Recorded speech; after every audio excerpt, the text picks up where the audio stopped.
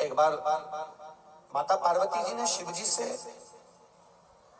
संसार में सुख और दुख के बारे में स्मरण किया। आवाज बढ़ाओ।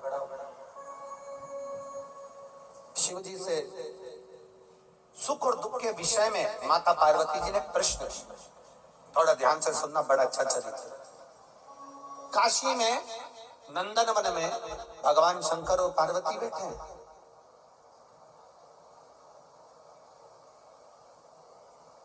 और नंदन वन में जब माता पार्वती और शिव जी बैठे थे तो पार्वती जी ने शिव जी से प्रश्न करा कि जीवन में सुख और दुख कितने विचित्र हैं, ये क्यों आते हैं? सुख मिला तो क्यों मिला और दुख मिला तो क्यों मिला? ये माता पार्वती जी ने शिव जी से प्रश्न किया। शंकर भगवान ने बड़े भाव से इस सुख दुख के चरित्र का वर्णन किया। शिव जी कहते हैं, सुनो पार्वती, मैं तुम्हें एक चरित्र सुनाता हूं।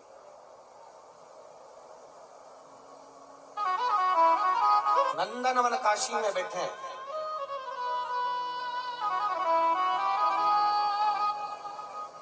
और नंदन वन काशी में बैठकर भगवान शंकर पार्वती जी से कर मैं तुम्हें एक चरित्र सुनाता हूं। एक सेठ जी, करोड़पति, धनपति, अरबपति, बहुत पैसा, दुनिया का सारा ठाट सेठ जी के पास में, दुनिया का सारा वैभव सेठ जी के पास में, करोड़ों का धन सेठ जी के पास में, गाड़ी बंगला सब कुछ, सब दिया परमात्मा ने, बहुत दिया। पर सेठ जी कंजूस थे और उन्होंने अपनी जिंदगी में आज तक एक चवन्नी का दान नहीं किया, कभी किसी को एक गिलास पानी नहीं पिलाया। रिश्तेदार भी अगर आ जाए तो वो पानी ना पिलाए, भोजन ना कराए, और रिश्तेदारों ने आना भी बंद कर दिया, कोई नहीं आता, कभी दान नहीं करा।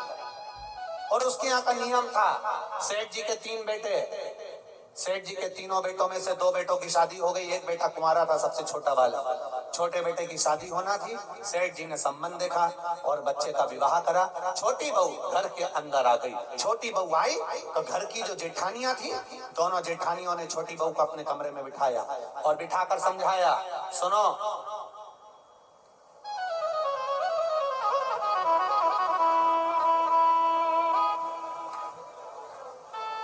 पहले ऐसा नियम था, अब आजकल ऐसा नियम तो नहीं है, पर पहले ऐसा नियम था कि लड़के की शादी होती थी और बहू को लेकर आता था ना, तो अपने खुद के घर में बहू को लेकर बाद में आता था।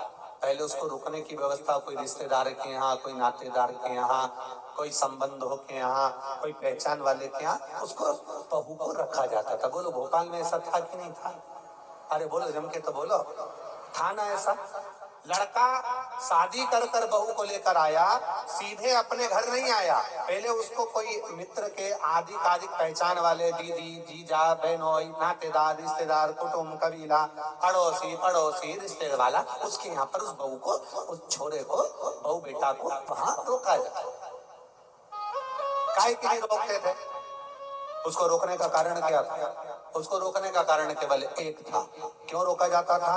केवल एक कारण से कि बहू जब वहां पर आए तो उसको हमारे घर के बारे में हमारे रिश्तेदार सब बता दें कि तुम्हारी सास ऐसी है, तुम्हारे ससुर ऐसे हैं, तुम्हारा देवर ऐसा है, तुम्हारा जेठ ऐसा है, तुम्हारा परिवार ऐसा है। अब जो छोटी बहू आई है तो दोनों जेठानियों ने उससे मिला और मिलकर कहा, सुनो, हमारे ससुर का एक नियम बड़ा प्रबल है, उसको याद रखना। हमारे ससुर का नियम बड़ा तेज है, उसको याद रखना। कौन सा नियम? छोटी बहू ने पूछा कि तुम्हारे यहाँ का नियम क्या है? तो हमारे ससुर का एक नियम है, कभी जिंदगी में अगर घर में रहना है तो दान बिल्कुल, बोलो बोलो जम के बोलो, नहीं करना। एक रोटी का भी दान मत करना। अगर डब्बे में रोटी बच जाए तो दूसरे दिन उस रोटी को मिक्सर में पीस के चूड़ा बना के खा जाना, पर गाय को भी मत देना। ये हमारे ससुर का नियम।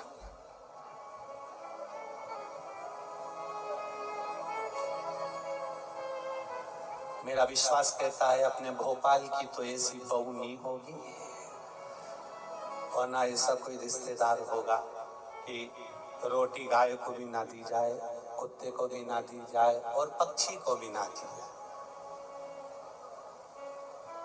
एक विश्वास कहता है मेरा, भरोसा कहता है मेरा, और हमारा भरोसा ये कहता है कि सनातन धर्म में ऐसा कोई व्यक्ति नहीं जो गौ माता को एक रोटी ना देता हो, सब देते हैं सनातन धर्म में। ऐसा हम दूसरे की कोई बात नहीं कर रहे, हमें अपने घर से मतलब है, हमें अपने घर से। कई लोग आपको मिलेंगे, कई लोग आपको कहने आएंगे, वो दूसरे की बात करेंगे कि उन्होंने ऐसा कर दिया, उन्होंने वैसा कर दिया। हमें दूसरे धर्म से कोई मतलब नहीं, हम अपना घर देखें ना पहले। आज के समय में लोग अपना घर देख नहीं रहे, अपना सनातन धर्म देख नहीं रहे और दूसरे धर्म से मतलब रखे तो क्या मतलब है? हमें अपने से मतलब, अपना घर हम देखें, अपना परिवार हम देखें। कहा हमारे यहाँ का नियम है, एक रोटी भी गाय को ना जाए, एक रोटी भी कुत्ते को ना जाए, जरा सा भी दान नहीं करोगे। छोटी बहू से कहा नियम याद रखना। छोटी बहू ने मन में सोचा मेरे पिताजी तो हमेशा कहते थे कि दान करो, धर्म करो, साथ जाएगा, दान करोगे साथ जाएगा, रोटी खिलाओगे साथ जाएगा, किसी को पानी पिलाओगे साथ जाएगा, ये बाकी का तो सब यहीं छूट जाएगा। बाकी का जो तुमने दान धर्म पुण्य करा, कथा सुनी, स्मरण करा, कीर्तन करा, मंत्र जाप करा, दान दिया, यही तो साथ जाएगा। अब इस छोटी बहू के पिताजी ने ये समझाया था और ससुर जी कह रहे कि एक अन्न का दान नहीं होना चाहिए, 1 रुपया दान नहीं होना चाहिए। बड़ी बड़ी ठीक है, जाई विधि राखे राम, वो जम के बोला करो जरा, ताई विधि रही। हम तुमसे बार बार इसलिए बुलवाते हैं कि तुम्हारे पास में कोई बैठी हो और वो कर रही हो तो तुम उसके पास में बैठकर कम से कम बोल तो दो। जैसे ही बोलोगी वो भी जाग जाएगी, थोड़ी बहुत तो उठ ही जाएगी। अब छोटी बहू ने कहा ठीक है, जाई विधि राखे राम, ताई विधि, और सीताराम सीताराम सीताराम कही चालू। बहू रहने लगी। 4 महीने बीते, बहू छज्जे में कपड़े सुखा रही थी, गैलरी में कपड़े सुखा।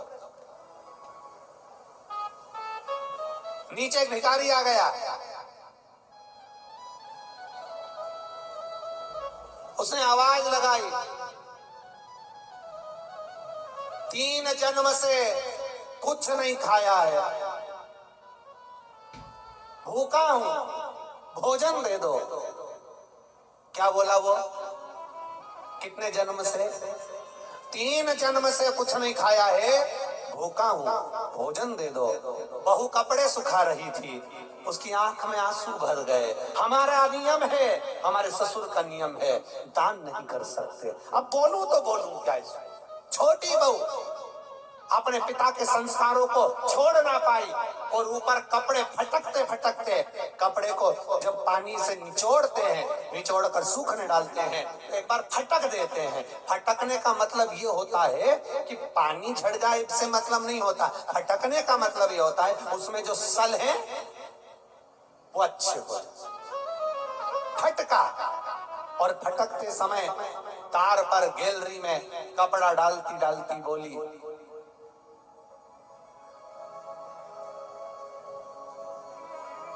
बासी खाना खा रहे हैं, कल हमारा उपवास है। क्या बोली? आप भी बोलो, जम के बोलो। बासी खाना खा रहे हैं, कल हमारा उपवास है। इतना भिखारी ने सुना और भिखारी चले गया। अब भिखारी तो चले गया, पर नीचे जो कुर्सी डाल के अखबार पढ़ रहा था, कौन? जम के बोलो, ससुर।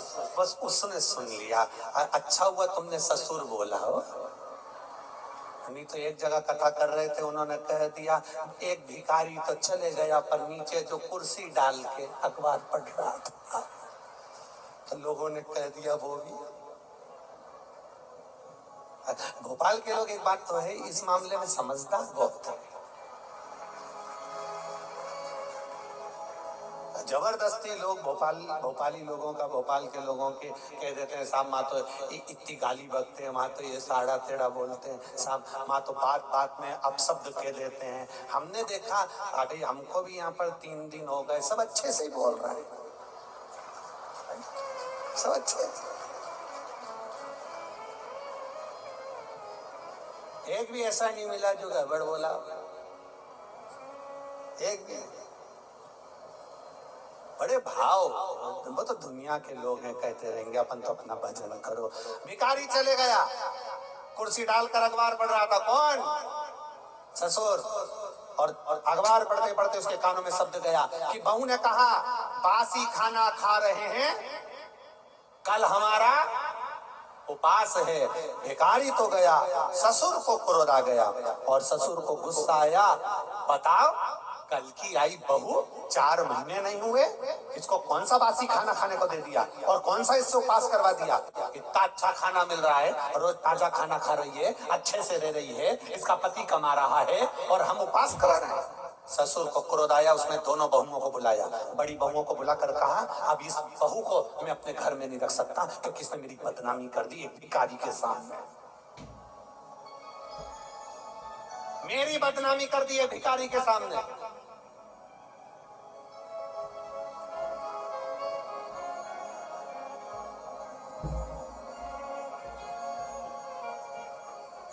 होता है एक सास भी ऐसी थी, एक कथा में आता है, एक सास ऐसी थी, वो कभी दान नहीं करती, एक चीज नहीं, कुछ नहीं दान करी। और एक पड़ोसी के यहाँ बैठी थी और उसकी बहू बड़ी धर्मात्मा थी, वो पड़ोसन के यहाँ बैठी थी।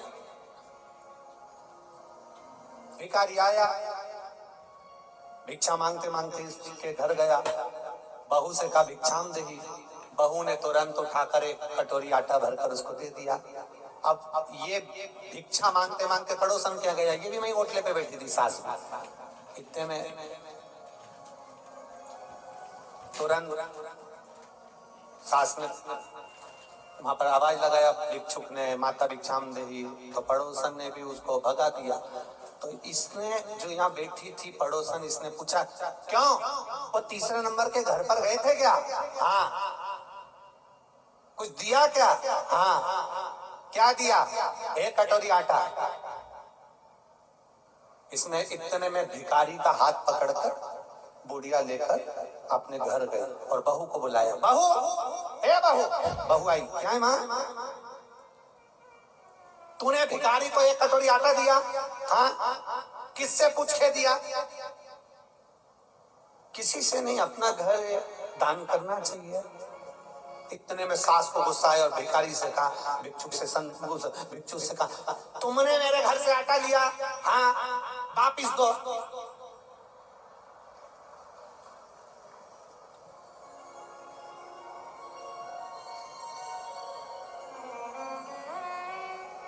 भिखारी ने कटोरा भर के आटा निकाला, दे दिया, जाओ,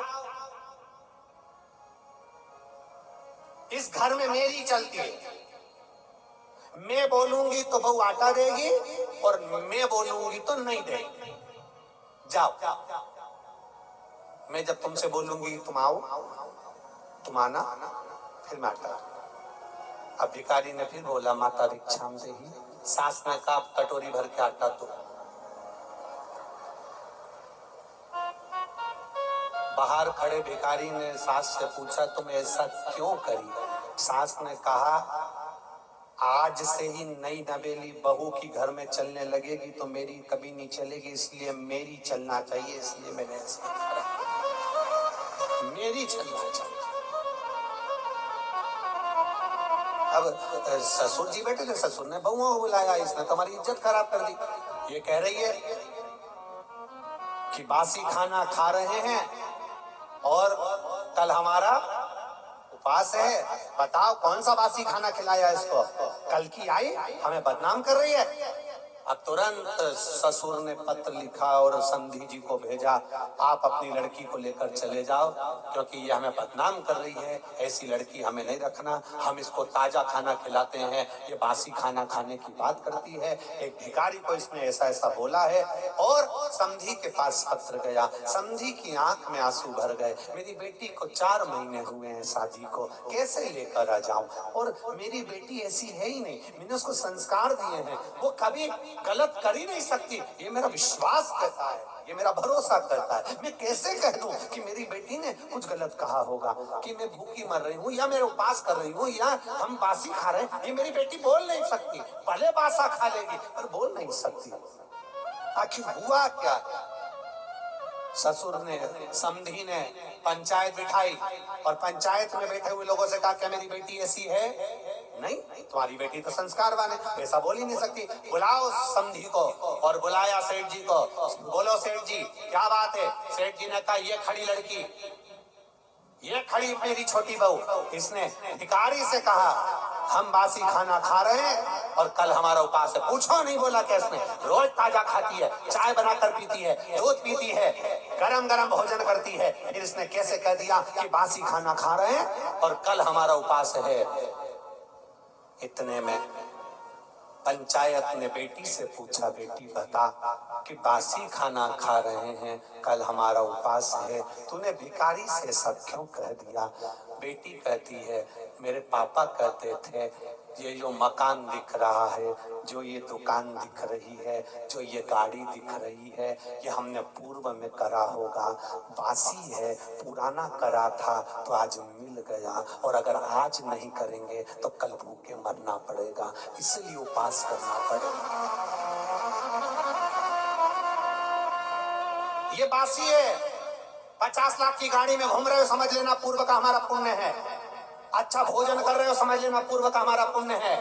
खूब धन है तुम्हारे पास में, समझ लेना पूर्व का हमारा पुण्य है। आज अपना राशि ठाट है, ये पूर्व का पुण्य है। हमने पूर्व में कुछ अच्छा करा होगा, बासी खाना खा रहे हैं, पूर्व का करा था, आज हमें सुख मिल रहा है। और अगर आज हम दोनों हाथों से नहीं करेंगे तो कल 3 बत्ती चौराहे पर कटोरा लेकर भीख मांगते हुए भूखे मिले।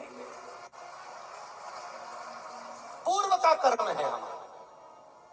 आपको लोग सलाम ठोक रहे हैं, आपको लोग नमन कर रहे हैं, आपको लोग प्रणाम कर रहे हैं, आपको लोग दंडवत कर रहे हैं, आपको लोग नमन कर रहे हैं, आपकी लोग बात सुन रहे हैं, आपका जय जयकार हो रहा है, आप गाड़ी में घूम रहे हैं, 4-4 बंगले आपके पास में हैं, खूब अच्छा मकान, खूब अच्छी पत्नी, बच्चे, परिवार, कुटुंब, कबीला सब अच्छा मिला है। समझ लेना उस परमात्मा की कृपा है। दोनों हाथों से पुराने समय में करा था, इसलिए आज मिल गया। आज दोनों हाथों से करते हुए चलना तो अगला जन्म जब मिले तो भगवान फिर टूटमान होकर देता चले, इसलिए दोनों हाथों से मिटाते चले। आज बासी खाना, बोलो बोलो जम के खा रहे हैं। पति अच्छा मिला है, समझ लेना अच्छा परिवार मिला है, समझ लेना अच्छा घर मिला है, समझ लेना सुनने को कथा मिल रही है, समझ लेना पूर्व में कुछ अच्छा करा होगा, आज मिल रहा है। पूर्व में अच्छा करा, आज मिल रहा है।